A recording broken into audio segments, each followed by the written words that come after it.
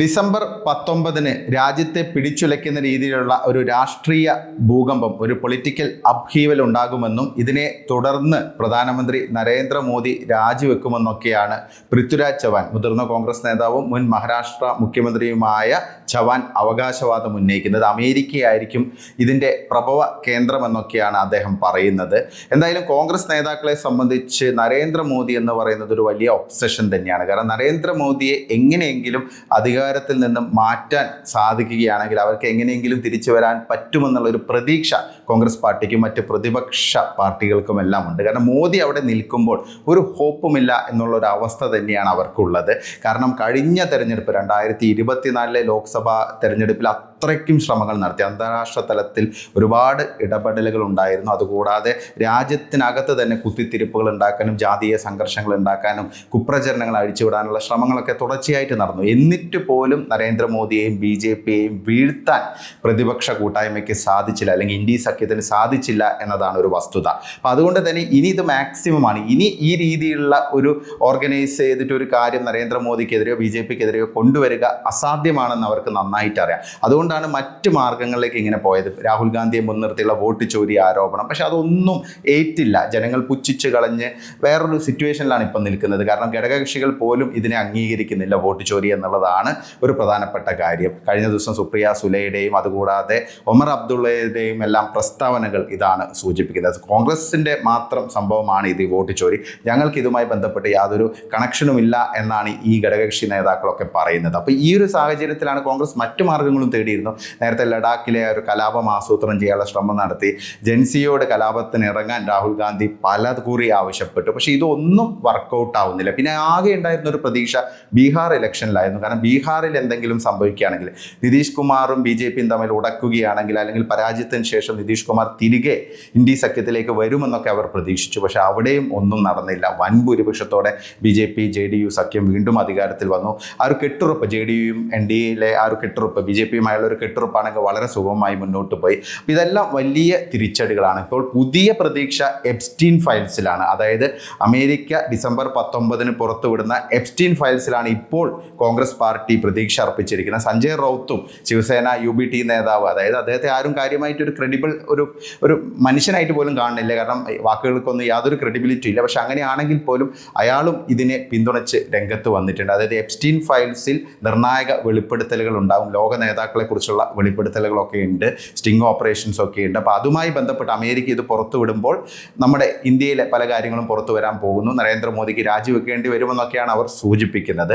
അപ്പോൾ ഇതാണ് ഇപ്പോൾ കോൺഗ്രസിൻ്റെ ഒരു ചെറിയ പ്രതീക്ഷ. ഓരോ ദിവസം കഴിയുമ്പോഴും ഇങ്ങനെ ഓരോരോ പ്രതീക്ഷകളുമായി മുന്നോട്ട് പോവുകയാണ് കോൺഗ്രസ് പാർട്ടി. കാരണം ജനാധിപത്യ രീതിയിൽ ഒരു തരത്തിലും നരേന്ദ്രമോദിയെ BJPയെ തോൽപ്പിക്കാൻ കഴിയില്ലെന്ന ഉറച്ച ബോധ്യം ഇപ്പോൾ കോൺഗ്രസ് പാർട്ടിക്കുണ്ട്. ഇപ്പോൾ രാഹുൽ ഗാന്ധി ആണെങ്കിൽ ജർമ്മനിയിലേക്ക് പോയിരിക്കുകയാണ്. ഇടയ്ക്കിടയ്ക്ക് വിദേശ യാത്രകൾ നടത്തുന്നു. എന്നിട്ട് വിദേശ മണ്ണിൽ പോയി ഇന്ത്യയെ അപകീർത്തിപ്പെടുത്തുന്ന പ്രസ്താവനകൾ നടത്തുന്നു. അപ്പോൾ ഇതൊക്കെ ഇങ്ങനെ അനുസ്യൂതം തുടർന്നുകൊണ്ടിരിക്കുകയാണ്. ഇപ്പോൾ ഈ എപ്സ്റ്റീൻ ഫയൽസിലേക്ക് തിരികെ വരികയാണെങ്കിൽ അത് അമേരിക്കയിലെ ഒരു മൾട്ടി മില്യണറായിരുന്ന ജെഫ്രി എപ്സ്റ്റീനുമായി ബന്ധപ്പെട്ടിട്ടുള്ള വിവരങ്ങളാണ്. ജെഫ്രി എപ്സ്റ്റീൻ മൾട്ടി മില്യണർ ആയിരുന്നു. ഒരുപാട് ബന്ധങ്ങളുണ്ടായിരുന്നു വിവിധ രാഷ്ട്ര നേതാക്കളുമായി, ലോക നേതാക്കളുമായിട്ടൊക്കെ ബന്ധങ്ങളുണ്ടായിരുന്നു. 2019 ഇയാൾ ഒരു കേസിൽ അകപ്പെട്ട്, ഒരു സ്ത്രീപീഡന കേസുമായി ബന്ധപ്പെട്ട് ജയിലിലായിരുന്നു. അങ്ങനെ ജയിലിൽ വെച്ചാണ് ആത്മഹത്യ ചെയ്തത്. അപ്പം എപ്സ്റ്റീൻ്റെ ആ ഒരു ഫയലുകൾ, അതായത് എപ്സ്റ്റീനുമായി ബന്ധപ്പെട്ട് വിവിധ ലോക നേതാക്കളുമായിട്ടുള്ള പല വെളിപ്പെടുത്തലുകളൊക്കെയുള്ള ഒരു ഫയലാണ് ഇപ്പോൾ അമേരിക്ക പുറത്തുവിടാൻ പോകുന്നത്. ഇതിന് അമേരിക്കൻ കോൺഗ്രസ് അംഗീകാരം നൽകിയിരുന്നു. അങ്ങനെ ട്രംപ് ഭരണകൂടവും ഇപ്പോൾ പച്ചക്കൊടി കാട്ടിയിട്ടുണ്ട്. പല പ്രമുഖ നേതാക്കളെക്കുറിച്ചുള്ള നിർണായക വിവരങ്ങളും വെളിപ്പെടുത്തലുകളും ഒക്കെ വിക്കിലീക്സ് ഒക്കെ പോലെ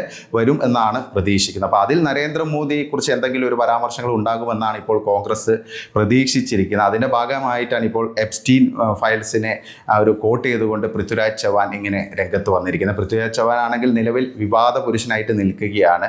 കോൺഗ്രസ് നേതാക്കളുടെ ഭാഗത്ത് നിന്ന് ഒരിക്കലും ഉണ്ടാകാൻ പാടില്ലാത്ത രീതിയിലുള്ള പ്രസ്താവനകളൊക്കെയാണ് വരുന്നത്. കാരണം സമനില തെറ്റിയൊരു അവസ്ഥയാണെന്നാണ് തോന്നുന്നത്. കാരണം പൃഥ്വിരാജ് ചവാനെ പോലെ ഇത്രയും എക്സ്പീരിയൻസ്ഡ് ആയിട്ടുള്ള ഒരു നേതാവ് വളരെ നിരുത്തരവാദപരമായ ഒരു പ്രസ്താവനയാണ് കഴിഞ്ഞ ദിവസം നടത്തിയിരിക്കുന്നത്. ഓപ്പറേഷൻ സിന്ദൂറിൻ്റെ ഫസ്റ്റ് ഡേയിൽ തന്നെ ഇന്ത്യ പരാജയപ്പെട്ടു എന്നാണ് ഇദ്ദേഹം അവകാശപ്പെട്ടിരിക്കുന്നത്. അതായത് ഇന്ത്യൻ ആർമിയുടെയും ഇന്ത്യൻ എയർഫോഴ്സിൻ്റെയൊക്കെ ആത്മവീര്യം ചോർത്തുന്ന രീതിയിലുള്ള പ്രസ്താവനയാണ് പൃഥ്വിരാജ് ചവാൻ നടത്തിയിരിക്കുന്നത്. അതായത് ഒരു കറക്റ്റായിട്ട് ഒരു ടാസ്കിങ് എന്നുള്ള രീതിയിൽ പലതരത്തിലും എങ്ങനെയെങ്കിലും ഇവിടുത്തെ ഭരണകൂടത്തെ അട്ടിമറിക്കാനുള്ള ഒരു ശ്രമങ്ങൾ കോൺഗ്രസും മറ്റ് അന്താരാഷ്ട്ര ലോബിയും എല്ലാം ചേർന്ന് സോറോസൊക്കെ ഉൾപ്പെടെയുള്ള അന്താരാഷ്ട്ര ലോബിയുമായി ചേർന്ന് നടക്കുന്നുണ്ടെന്നുള്ള കാര്യത്തിൽ യാതൊരു സംശയവുമില്ല.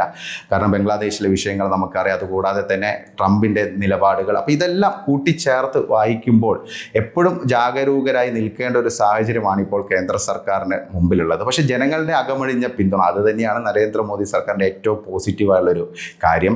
കോൺഗ്രസിനെയും പ്രതിപക്ഷ പാർട്ടികളെയും സംബന്ധിച്ച് അവരുടെ ഏറ്റവും വലിയ പ്രശ്നം നരേന്ദ്രമോദിയാണ്. കാരണം നരേന്ദ്രമോദി എന്ന് പറയുന്ന ഒരു മനുഷ്യൻ ഇങ്ങനെ നിൽക്കുമ്പോൾ, ജനകീയനായ ഒരു ലോക നേതാവ് നിൽക്കുമ്പോൾ എങ്ങനെ പിടിച്ചു കയറും എന്നുള്ളതാണ് അവരുടെ ഒരു പ്രധാനപ്പെട്ട സങ്കീർണമായ ഒരു അവസ്ഥ.